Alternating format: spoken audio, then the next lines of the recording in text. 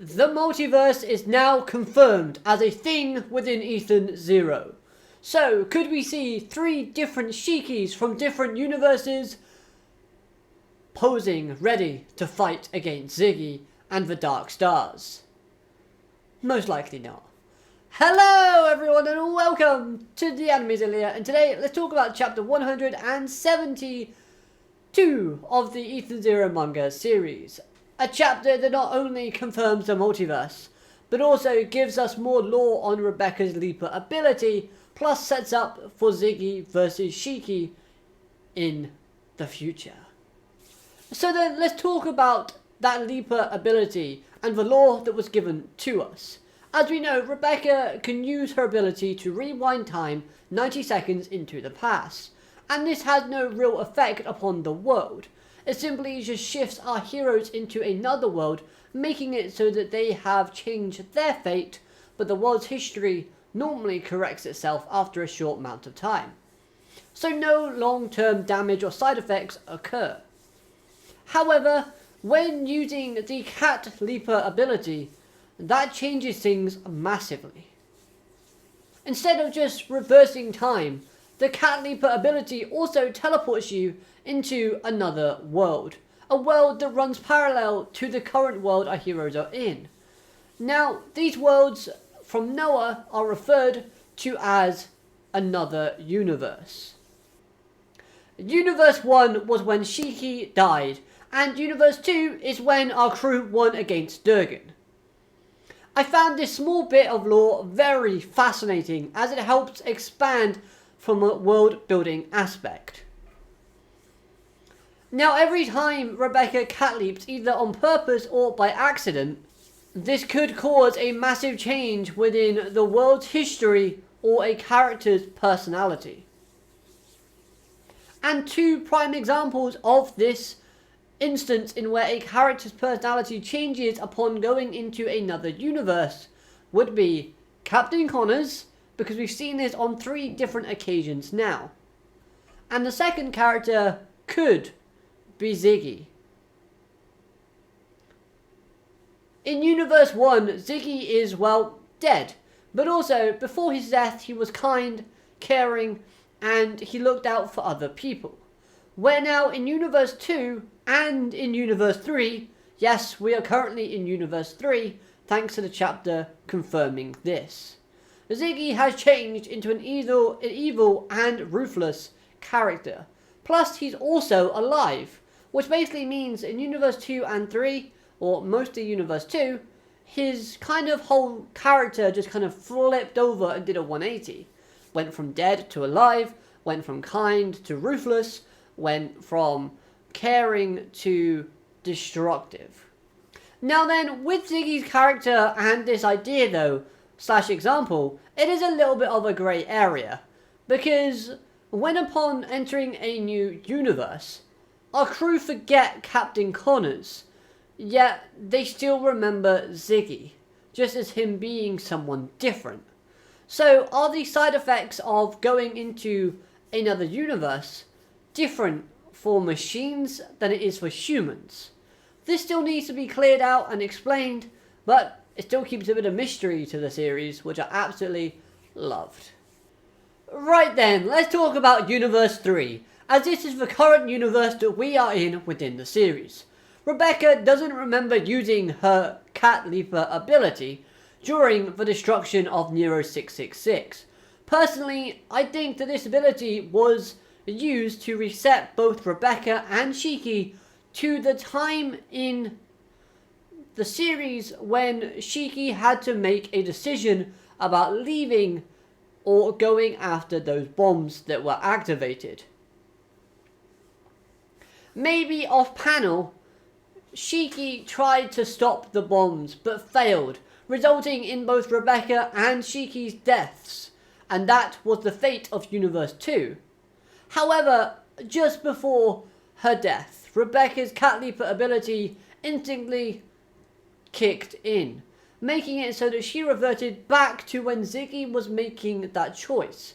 But because it was a near-death experience that the ability kicked in, Rebecca's memory doesn't quite function and remember what happened. Except for the fact is, Rebecca was very stern and adamant about leaving instead of going after those bombs. We saw this in the panels that actually did get showcased in that chapter. Thus, thanks to the crew leaving, we got that shot of Ziggy's angry face on the monitor. This panel actually reappeared within this actual chapter, and it does give us a bit of a hint as to when the transition into Universe 3 began. And speaking of Ziggy, that ending to this chapter was insane. And what a way to build up as we head into a new arc within the series. The Dark Stars are most likely going to be facing the Shining Stars, plus Ziggy versus Shiki, which obviously isn't going to happen this early on within the series. Because following closely behind the Ethan Zero is of course Justice and his crew. Plus we also have Elsie going to the same planet and robot factory that the Ethan Zero are heading towards. So I feel like it's more likely that we're going to get Elsie versus Ziggy and Shiki facing off against Justice. This would allow the series to have a massive plot twist and a shock, as Elsie is killed by Ziggy. Remember, Ziggy already warned Elsie about the fact that next time they meet, and if she ever stood in his way again, they would be enemies. So I feel like that was a great setup for a matchup between the two. Plus, this would also, if were to happen, set Ziggy up to be even more of a monstrous threat. By taking down someone of Elsie's caliber, it would shock a lot of people. With that being said, however, the factory of robots will likely get destroyed.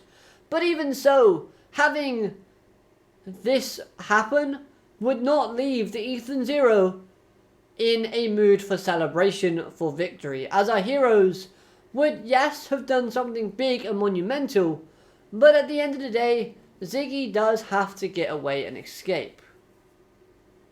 The reason as to why I say this is because once Ziggy is defeated, we're heading straight to Mother again without no real threat. I feel like once Ziggy is defeated and taken down, then Mother is straight after him, not another villain. Because Ziggy has been built up as this final boss-like entity since the beginning of the actual series itself. Whenever they entered the Ethan Zero to start with, they first mentioned that this room looks like a final dungeon throne room. So, what I'm saying is, I don't feel like there's a purpose to defeating Ziggy right now, meaning that we're not actually going to get this hyped up Shiki versus Ziggy battle and it be very conclusive, unless Ziggy gets his butt handed to him. Which could happen, but again, he's not going to die because he's the main protagonist. Now then, the comedy within this chapter was great as well, as we see some similarities between Universe 1 and Universe 3's Captain Connors, in how he teaches Pino some weird words and sounds, plus Rebecca obviously remembers the bath scene, where Captain Connors mixed up the bath as being a mixed bath when actually it was scheduled for times. Plus, Rebecca's pouting face in this chapter was absolutely adorable. And you know what else was adorable? The character of Hermit. Her new design is really growing on me more and more as I see it. And I love the comedic joke of how Hermit just barely fits into some panels when she's involved within a conversation. This has happened twice now, where her head has only been half showing within the panel. And you know what? It's kind of cute. A quick special shout out to Homura's reaction though, to Captain Connor's warning of the danger of this planet that our crew are heading towards. Her expression was sassy and also, again, kind of cute. Overall, this was a fun chapter that gave us a lot of cool and interesting information. that helps build up the lore and world building of Ethan Zero. Plus, we also get a lot of hype build up for future chapters, so I'm very excited to see how all this is going to unfold. The introduction to more designs of the Dark Stars was actually quite cool too. They have some unique character designs, and I'm looking forward to see what their powers could be. They, again, interesting. The whole reproduction of the robot soldiers in that sort of factory planet, I thought reminded me a lot of Star Wars, with the droids being created in, I think it was Attack of the Clones. My Star Wars knowledge is not that great, but you get the idea. So what are your thoughts on this chapter? Let me know in the comment section down below. I'd love to hear what your thoughts on the chapter was, and I hope you've enjoyed this review. Like, comment, subscribe, all of that good stuff, and of course, I'll be seeing you next time.